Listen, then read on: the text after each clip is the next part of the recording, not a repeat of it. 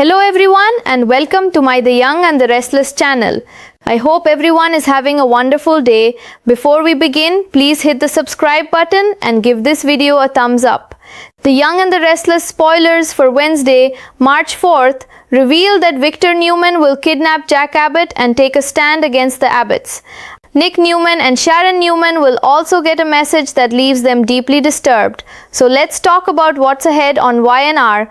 For starters, Nick will pop back up following his brief vanishing act and leave Sharon relieved. However, that relief won't last long, since it sounds like Matt Clark is about to send another troubling message. If Matt has figured out that Nick's setting a trap, he may make that crystal clear. Matt was hoping Nick would send the $5 million and play by his rules, but he may warn there'll be consequences following Nick's betrayal. Speaking of betrayals, Kane Ashby is gearing up for one since he wants to yank Chancellor away from Billy Abbott and hand it over to Victor. Kane's goal is to give Victor enough to score his family's safe return and then go back on the deal to give him the rest of Newman Enterprises, at least if he's telling Phyllis Summers the truth. Regardless, Victor is about to take matters into his own hands. It turns out Victor will abduct Jack and use him as leverage to secure Chancellor again, so he may ruin Kane's plan to dangle the company as bait. Of course, Phyllis did mention that the contract wasn't fully executed, so she may still end up holding the cards here. Billy can't give Chancellor back on his own if it isn't really his to give. In other words, Phyllis could hold the key to Jack's freedom soon enough. Daniel Romalotti Jr. may eventually push Phyllis to surrender Chancellor and ensure Jack's release if she ever wants any chance of fixing their relationship. The Young and the Restless spoilers say Phyllis has some curveballs headed her way, so don't miss all the stunning news and headed confrontations. In the world of the Young and the Restless, peace never lasts long. Just when the dust seems to settle, the storm gathers again, quietly at first, then with a force no one can escape. The day begins with a fragile breath of relief.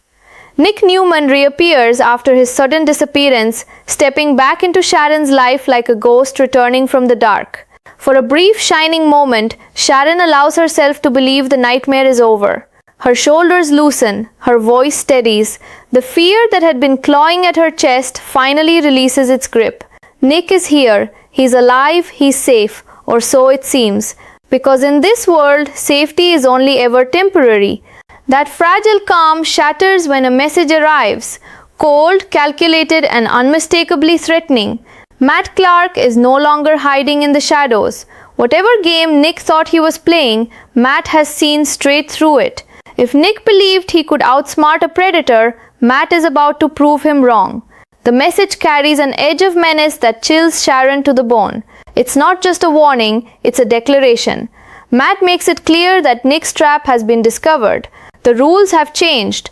The $5 million he demanded was supposed to be a symbol of obedience, proof that Nick would play by his terms.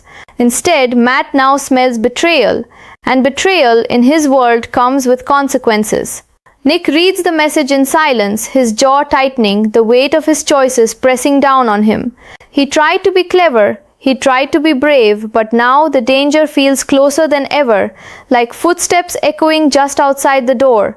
Sharon watches him carefully, seeing the fear he refuses to admit. The relief she felt only moments ago drains away, replaced by dread. Whatever is coming next, it won't be small and it won't be kind. As one threat looms, another conspiracy is already unfolding across town. Kane Ashby is preparing for a betrayal of his own. He stands at a dangerous crossroads, torn between survival and loyalty. His plan is bold, reckless even. He intends to strip Chancellor away from Billy Abbott and hand it over to Victor Newman, using the company as bait to secure the safe return of his family. At least that's what he claims.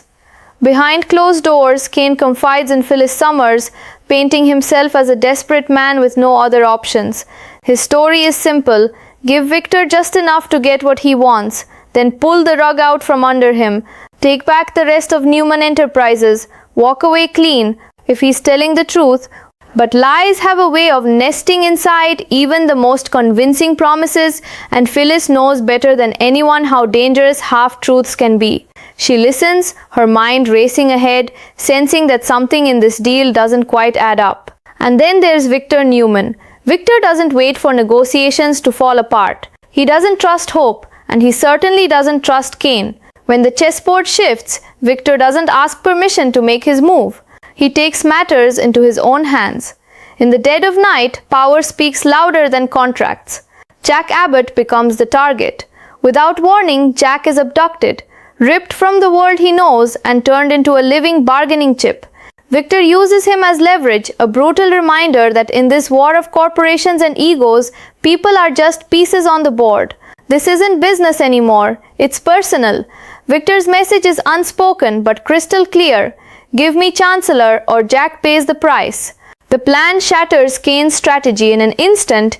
He wanted to dangle Chancellor as bait, to control the timing, to control Victor, but Victor has flipped the table entirely. There is no waiting. There is no careful exchange, only force, only fear. Jack, trapped and helpless, becomes the center of a storm he never asked for. Every second he's gone tightens the knot in the hearts of those who love him. The Abbotts reel from the shock, struggling to understand how quickly everything spiraled out of control. And yet, the power may not lie where Victor thinks it does. Phyllis had already warned that the contract was never fully executed. That single detail changes everything. If Chancellor isn't legally biased to give back, then Kane's promise is meaningless. And Victor's leverage suddenly isn't as absolute as he believes. Which means someone else may hold the real key. Phyllis, the woman who thrives in chaos, now finds herself standing at the crossroads of freedom and destruction. If she signs away Chancellor, Jack could walk free. If she refuses, she risks watching this nightmare deepen, and the pressure doesn't stop there. Daniel Romalotti Jr. begins to see the truth behind the power struggle. He knows what's at stake, not just companies, not just pride, but lives and relationships that may never heal if this goes too far. His bond with Phyllis hangs by a thread, fragile and strained. And he makes it clear, if she wants any chance of fixing what they've lost, she may have to surrender everything, including Chancellor. For Phyllis, this is the ultimate test. Does she cling to control and risk Jack's life? Or does she sacrifice her power for the chance to save him and maybe redeem herself in her son's eyes? The walls are closing in from every side. Nick and Sharon face an unseen enemy who knows too much. Kane gambles with promises that may collapse under scrutiny. Victor tightens his grip with ruthless certainty. Jack waits in captivity, caught between vengeance and rescue. And Phyllis stands alone, holding a decision that could shatter every alliance in Genoa City. The tension thickens with every breath because secrets never stay buried. Deals never go as planned. And in this world, love and loyalty are the most dangerous currencies of all.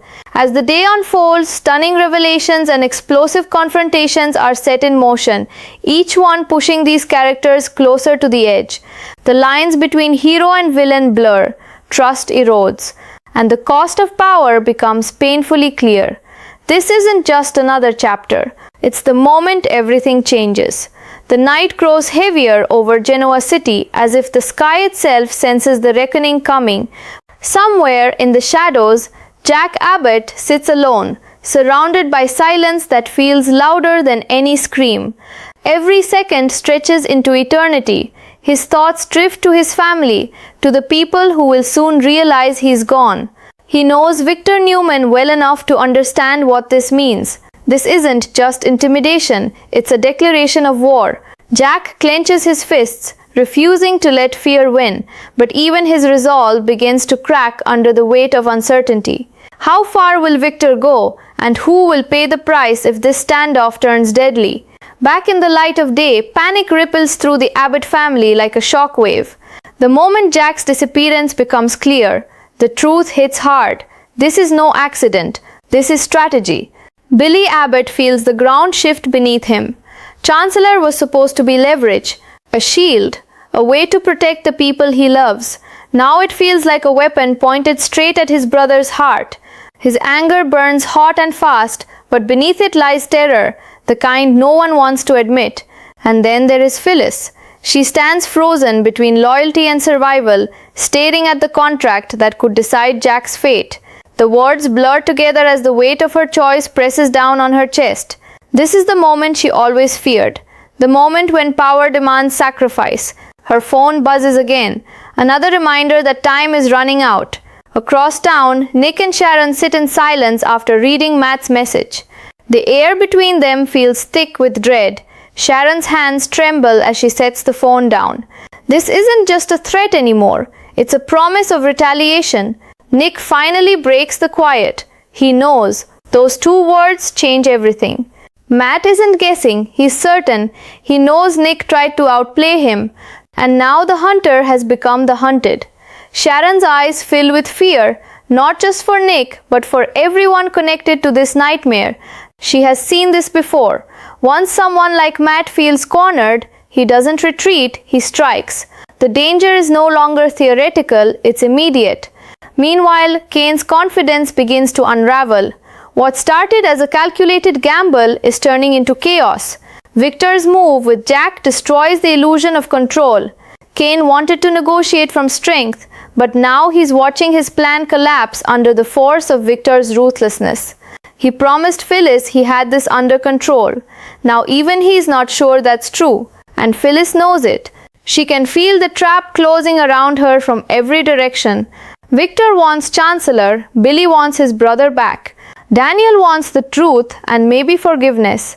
Each voice pulls her in a different direction, tearing at the fragile balance she's been trying to maintain. Daniel confronts her with raw emotion. This isn't just business anymore, he tells her. This is someone's life. His words cut deeper than any threat Victor could make. Because this time, Phyllis can't hide behind strategy. This time, the cost is human. Jack's life, her relationship with her son, her future. And as the pressure mounts, Victor stands firm, unyielding, unrepentant, unshaken. To him, this is how the world works. Power is taken, not given. If Jack must suffer to secure what belongs to him, then so be it. He believes he is restoring order, even if it means destroying everything in his path. But power has a way of exposing cracks, because Phyllis still holds the one thing Victor cannot force: a signature, a decision, a single act that could either end this nightmare or ignite something far worse. The city holds its breath. Every alliance is tested. Every secret teeters on the edge of exposure. Every heart is caught between fear and hope. And somewhere in captivity, Jack waits, unknowing whether rescue is coming or whether this gamble will cost him everything. What happens next will redefine loyalty, redraw battle lines, and change the future of Genoa City forever. Because when vengeance meets desperation, no one walks away unchanged.